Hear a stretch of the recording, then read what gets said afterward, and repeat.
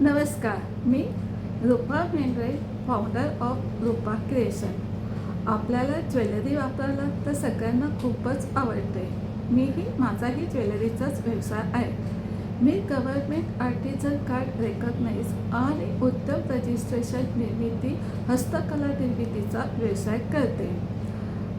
माझा हँडमेड ज्वेलरीचा व्यवसाय असला तरी मी speciality crochet jewellery, purse, hair accessories, home decor अशा प्रकारचे सगळी हस्तकला करते. मी 2017पासून हा व्यवसाय करायला सुरुवात केली. पहिले एक्झिबिशन, मग फेसबुक, इंस्टाग्राम, ऑनलाईन प्लॅटफॉर्मद्वारे माझा बिझनेस वाढवत गेले.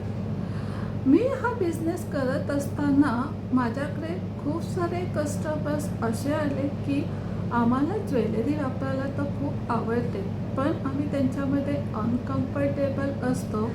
आम्हाला ते घातल्यावरती स्किनला रॅशेस होतात, रेडपणा येतो, म्हणून आम्ही ज्वेलरी वापरत नाही. तर ह्यावरती सोल्युशन म्हणून मी क्रोशेट ज्वेलरीची निर्मिती केली. सगळ्यांना कस्टमरला हा प्रश्न पडतो की क्रोशेट ज्वेलरी म्हणजे काय. आपल्या लहानपणी आपले आई आजी वुलनच्याद्वारे स्वेटर, रुमाल, टेबलक्लॉथ असं बरंच काही बनवायचे.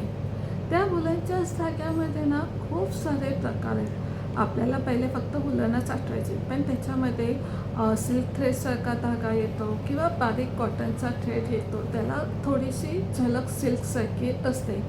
तर मी त्या कॉटनच्या थ्रेडमध्ये ज्वेलरी बनवते. ही अशा प्रकारचे पूर्णपणे ज्वेलरी माझी बनवलेली असते. ही पूर्णपणे कॉटन थ्रेडमध्ये आहे आणि ह्यालावरती जरी मी बीड लावलेले असले तरी हे थ्रेडच्या वरती असल्यामुळे तुमच्या स्किनला त्याचा काहीही इफेक्ट होत नाही आणि ही पूर्णपणे हलकी असते. इवन आता ह्याला जे मी कॉईन्स लावलेले आहेत हे पण पूर्णपणे थ्रेडच्या वरती कॉईन्स लावलेले आहेत.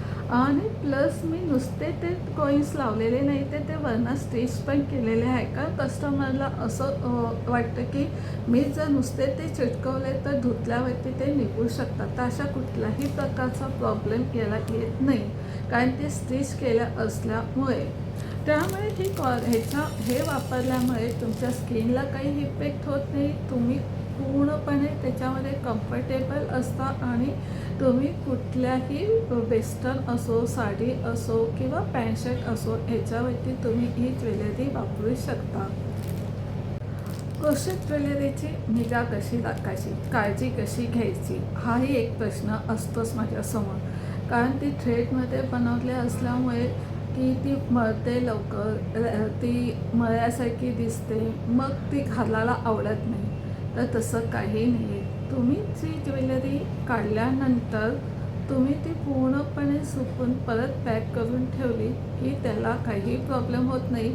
आणि ती मळलीच तर आपल्या शॅम्पूचं पाणी करायचं, साबण वापरायचं नाही. कारण साबणामध्ये थोडे थोडे कण असतात, पार्टिकल असतात. जर ते पूर्णपणे पाण्यामध्ये विरघळले नाही तर त्याचे डाग ही ज्वेलरीवरती पडू शकतात. म्हणून शॅम्पूचं पाणी घ्यायचं आणि त्या शॅम्पूच्या पाण्यामध्ये तुम्ही ती ज्वेलरी धुवायची आणि वाळवून पुन्हा सुकल्यानंतर पूर्णपणे ती पॅक करून ठेवायची.